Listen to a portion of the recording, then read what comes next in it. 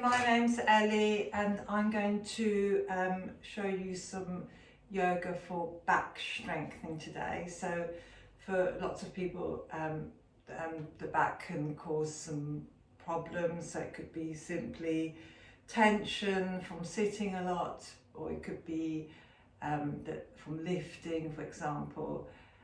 There's a lot of tension going into the back because there's a constant sort of downward pressure into that part of the body. So strengthening the back is really important, and it's really important to do so safely. So what I'm going to show today, as always really, can be done by people who've maybe got a weaker back or a little bit of an injury. Obviously, if you have a really more serious injury, you should always consult with your doctor first. But it can also be suitable for people who have got quite a good back bend and they just want to continue to strengthen their back. So we're going to start lying down and bending the knees, bringing the feet flat, and try and get your feet to be about hip width apart. And then see if you can sort of lift your pelvis and scoot your pelvis just a tiny bit closer towards your feet. And then ever so slightly turn the heels outwards so the feet are definitely straight. Tendency is to turn the toes outwards, which makes the knees go out. So we want to try and keep the knees in good alignment.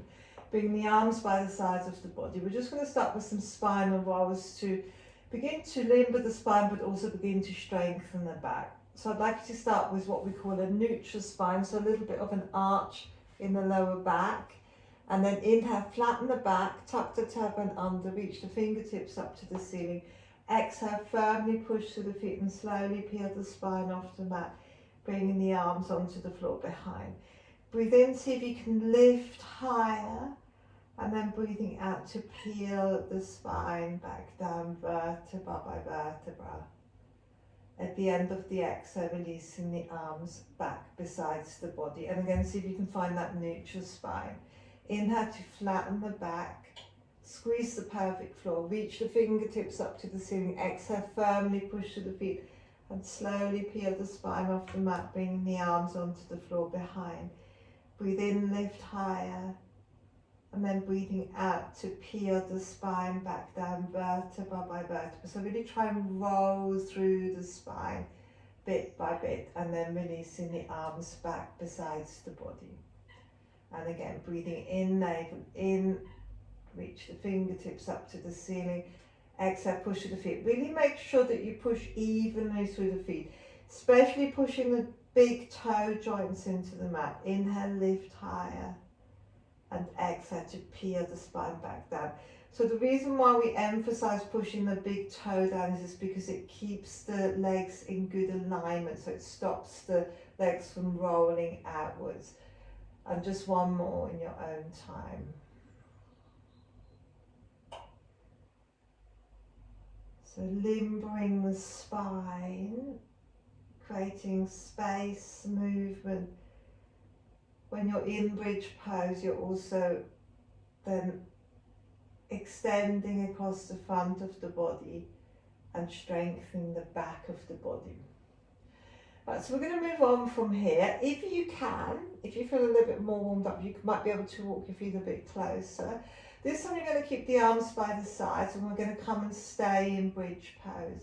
So when you're ready, tuck the tailbone under, flatten the back, and then see if you can peel the spine off the mat. Come up as high as you can, and then see if you can start to wiggle the arms and shoulders closer together underneath the back. You can still keep your arms in this position, push through the arms and lift higher, or if you can, interlace the fingers. Squeeze the shoulder blades together, maybe rock a little bit higher up onto the shoulders and then lift higher. So you're pushing through your arms to lift higher.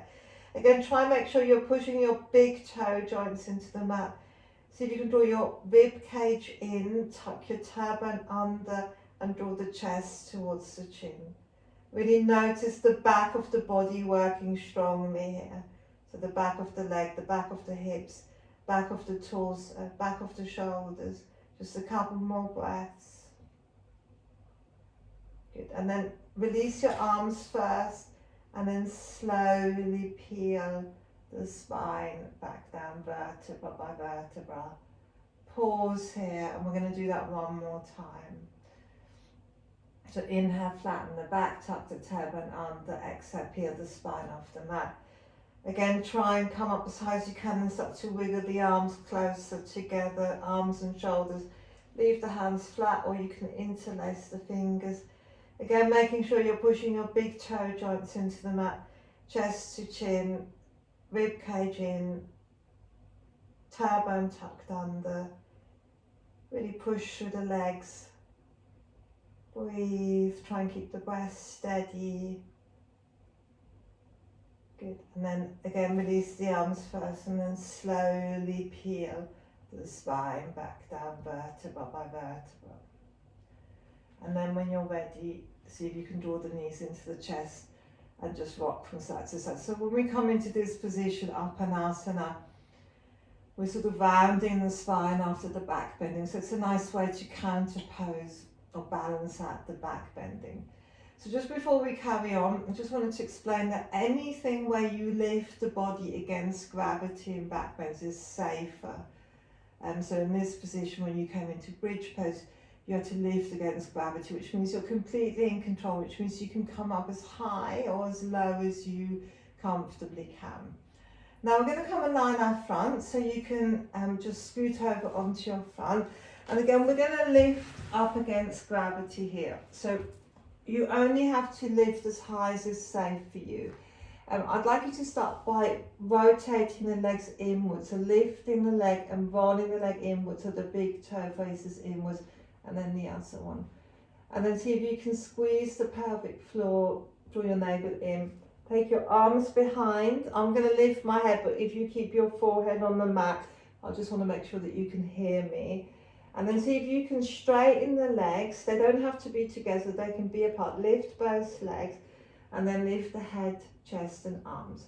With the arms, you can push the arms up high, but with the body, any back problems or if you feel any twinging, just think about reaching long through the legs and reaching long through the crown of the head. Look down at your mat so that you're not hyperextending the neck. Anyone feel they want to go higher and it's comfortable for their back, you can just lift higher. Keep the legs straight or as straight as you can. Keep the breath steady. Again, noticing the whole of the back of the body working strongly. Good. And then release. Turn the head to one side and then just wiggle the hips from side to side to release the lower back and the hips. Now we're going to do that one more time, but with a slightly different position for the arms. So forehead on the mat. This time you're going to bring your hands either just below the shoulders, or if you're quite flexible in your back bend, you can bring them lower down. Elbows in. Again, legs are rotating inwards. Squeeze the pelvic floor. Straight legs, lift legs, head, chest. Now again, think about going long if you have any back problems or if you feel any twinging.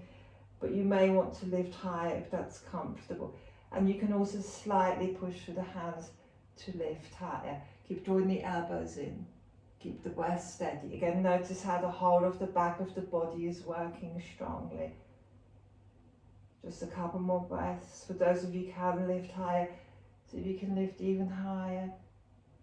Good, and then release. This time, push through your hands, come onto your knees, and sit back onto the heels.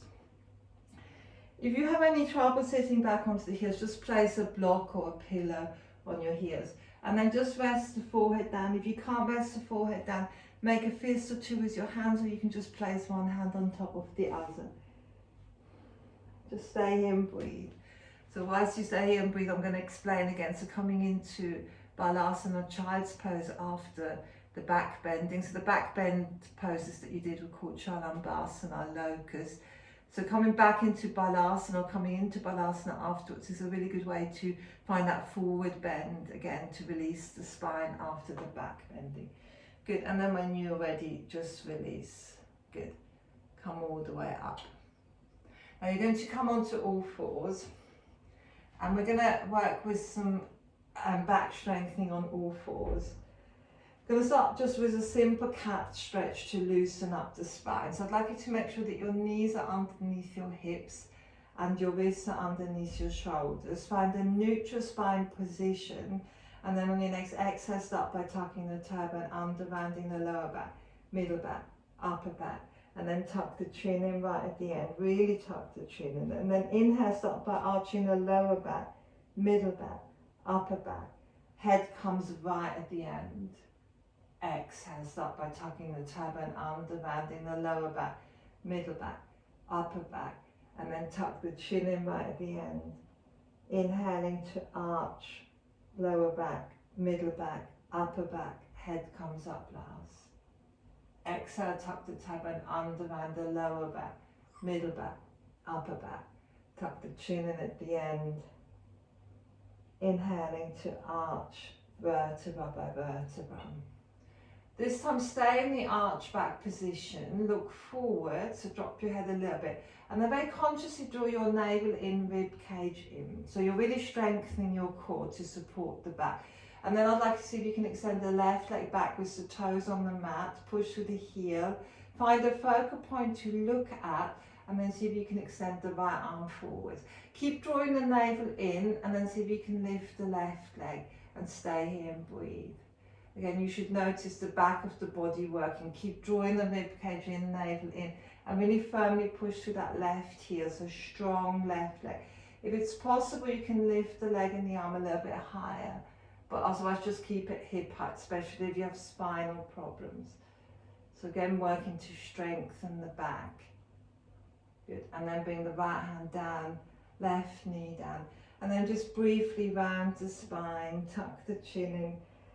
Take a couple of breaths here, and then on your next inhale, come back to that arch back position, looking forwards, and then slightly drop the head and consciously draw the rib cage and navel in. Extend the right leg back, push through the heel. Find your focal point so that you can be steady when you balance. Reach the left arm forwards, and if you can, lift the right leg as well. Really push through the right heel. Again, go for length initially. Keep drawing the rib cage in, navel in, and for those of you who can, maybe lift the arm and the leg a bit higher. Keep the breath steady. Try and keep your focus. Good, then bring the left hand down, right knee down, and then when you're ready, you can sit back into child's pose. Now, if your child's pose, knees can be together or they can be apart, so you could experiment with something a little bit different if you like. And if you can bring the head on the floor, you can also bring the arms by the sides if that feels nice for you. And just take a few breaths here. Just let the body relax.